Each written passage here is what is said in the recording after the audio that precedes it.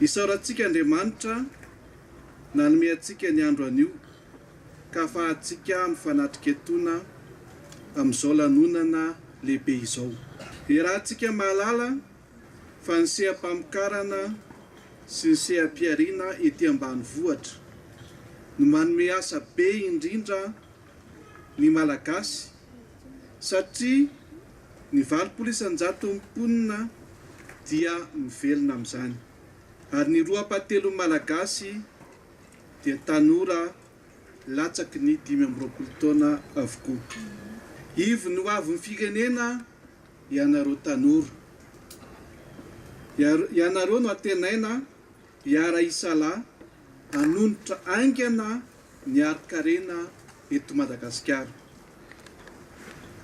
Voasoritra tsara tokoa zany ao anatin'ny vina nalitolotry ny filohan'ny Repoblika Andry Rajoelina dia ny hevitra maneho fandraisana andraikitra avadika asa mivaingana entina hanavotana ny Madagasikara izany.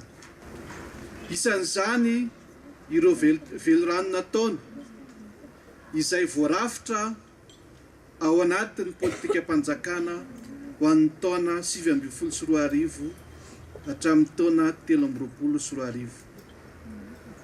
Marihiko fa ny Ministera ny Fambolena, Fiompiana ary ny Jony dia manatanteraka ny velorano fahasivy dia ny fahavitaten'ny Malagasy ara-tsakafo. Ho tratra io fanamby lehibe io amin'ny alalan'ny fampitomboana ny vokabary, ny fanitarana ny fiompiana sy ny sehatry ny hazandrano, ny fanavaozana mitodika amin'ny famokarana vaovao, ny fitombony ny taham-pamokarana sy ny kalitaon'ireo vokatra.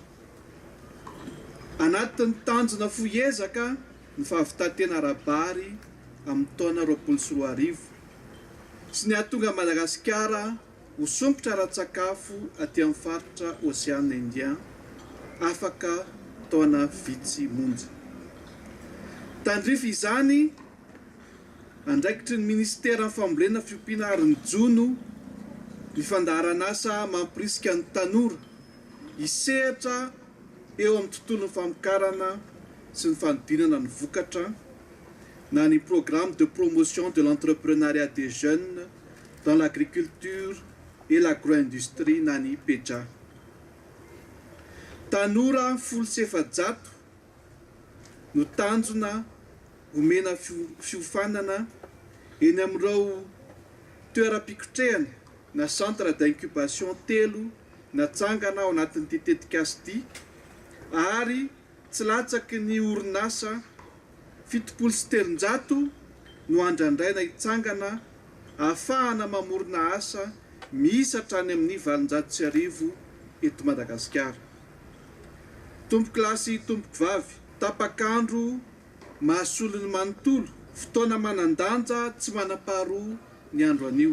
Tonga tokoa mantsy ilay andro nandrasanareo tanora na vita fiofanana na fikotrehana maromarina kokoa tanatiny andiany taratra eo anivon'ny PEJA. Marentsika androany ny fanomezana famatsim-bola ny tetikasanareo ka mitentina eo amin'ny 530 tapitrisa ariary eo zany isaky ny tetikasa hoentinareo misehatra eo amin'ny famokarana mitodika amin'ny tontolo ambanivohitra sy fanodinana ny vokatra azo.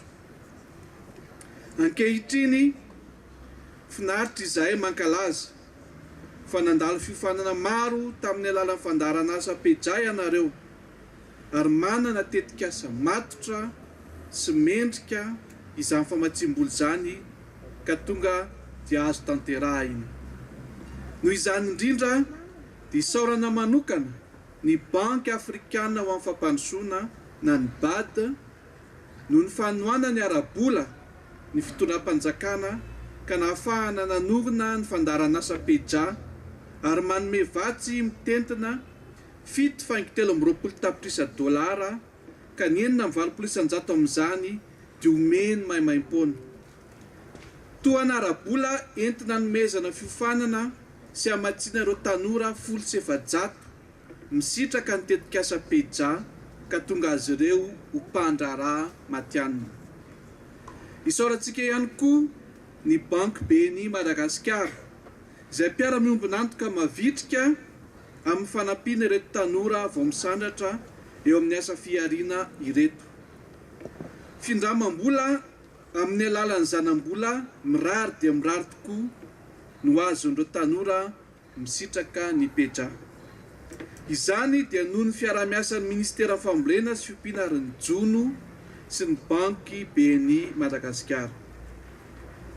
Tompo klasy, tompo vavy, ry tanora malagasy andro ny firenena.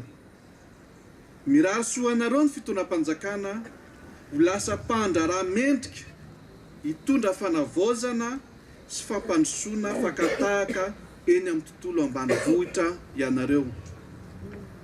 Tsy tanora hiandry ny andraso fa tanora vonina hiatrika ny zava-misy anatotosa ireo adidy aman'andraikitra takiany ny fampivoarana ny fiarahamonina.